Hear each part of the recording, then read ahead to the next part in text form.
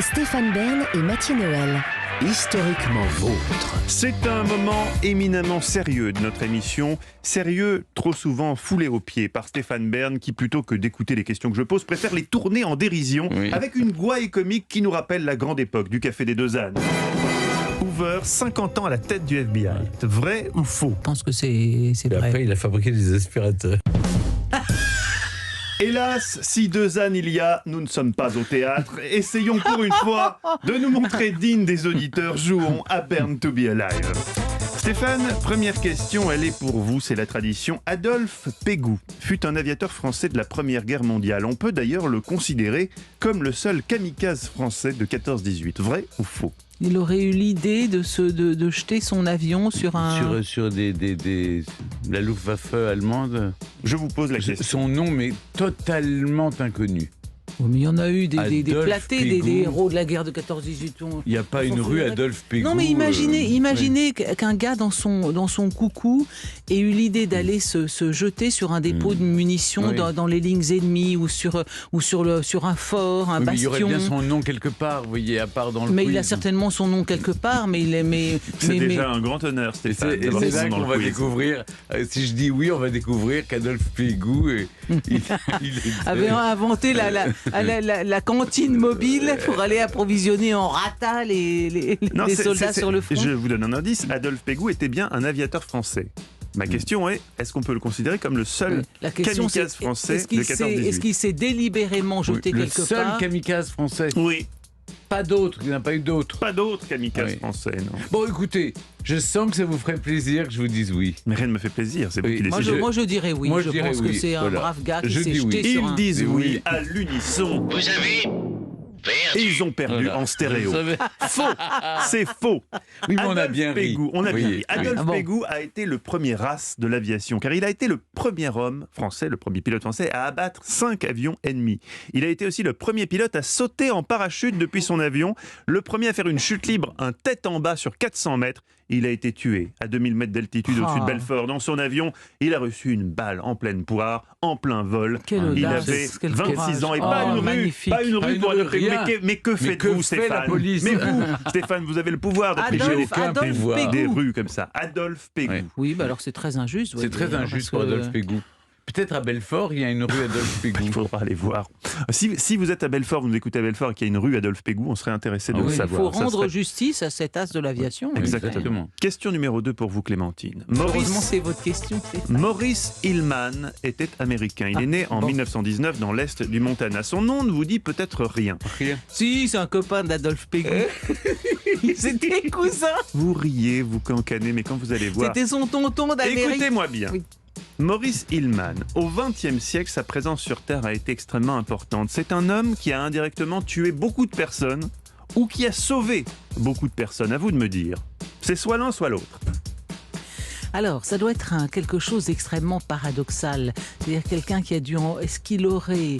Il a dû inventer une substance ou quelque chose qui tue des millions de gens. Ou alors il a peut-être inventé un pesticide qui aurait, en voulant protéger Genre, des il a inventé l'amiante, tu vois, et ça a tué plein de gens. Peut-on vraiment inventer l'amiante, qui est un matériau qu'on...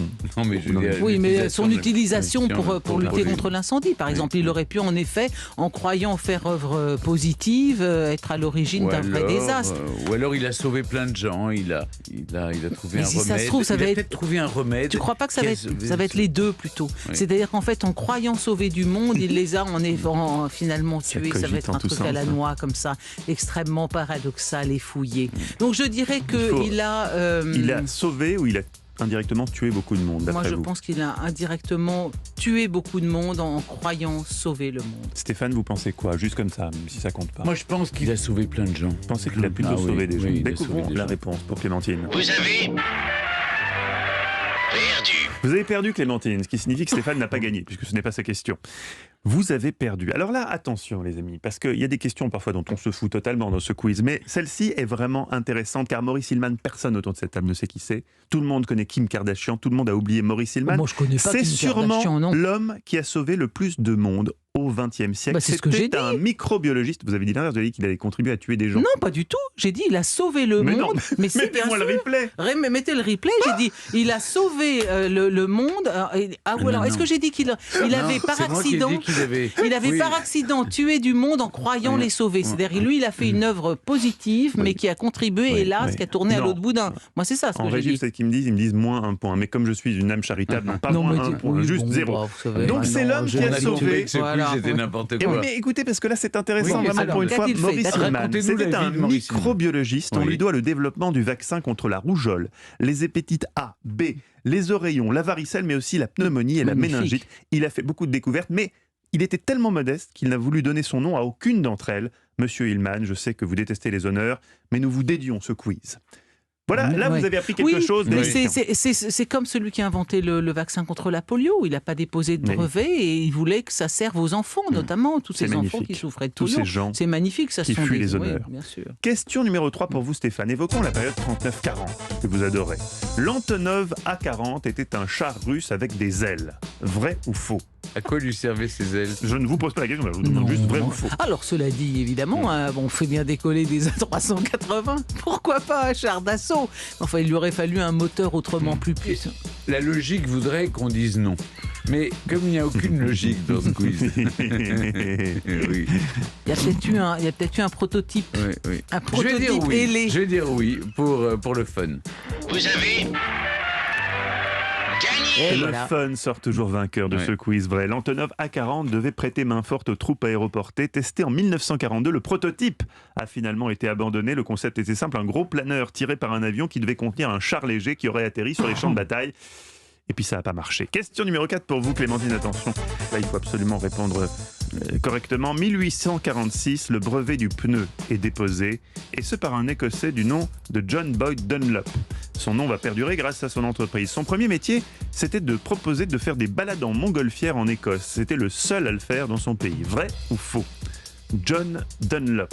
C'est après que tous les producteurs de pneus sont mis à faire des préservatifs, et je me demande si Dunlop n'a pas fait autant. Est-ce qu'il serait passé d'une passion pour les montgolfières à une passion pour le plastique et le caoutchouc? Non, je pense que non. Vous avez gagné. C'est une merveilleuse réponse qui nous donne une égalité, j'adore ça. 1839, il était vétérinaire. Oui. Pas du tout des montgolfières. Je dis, mais je connaissais ça en plus. Mon père qui était vétérinaire, qui soufflait dans le derrière des chevaux. Je connaissais cette histoire, zut. Mais quel rapport mais avec on ne connaît Dunlop? pas cette chanson. Parce que si. Merci pour ces explications. 1839, Charles Goodyear invente la vulcanisation du caoutchouc. John Dunlop va avoir l'idée d'entourer les roues en bois de tubes en caoutchouc pour une meilleure adhérence. Et en 1888, Dunlop va aussi déposer le brevet du pneu à air avec valve. Fascinante. Alors cela dit, s'il était vétérinaire, comment est-il passé en effet? C'est pareil, c'est comme les montgolfières. Question numéro 5, c'est la question de rapidité. Juin 1975, c'est la naissance du régime communiste de la République populaire du Mozambique. Comme vous le savez, c'est l'indépendance vis-à-vis du Portugal.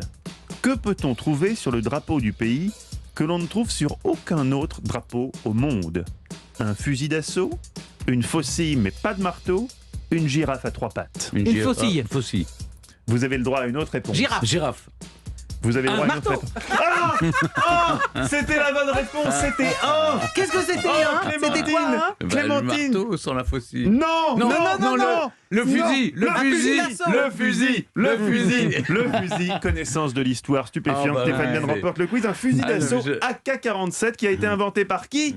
Par Kalachnikov. Kalachnikov, un point. Égalité sur le fil. On n'a jamais vu un quiz aussi disputé. C'était une grande édition. Bravo à tous les deux, mes champions. Europe 1, historiquement vôtre.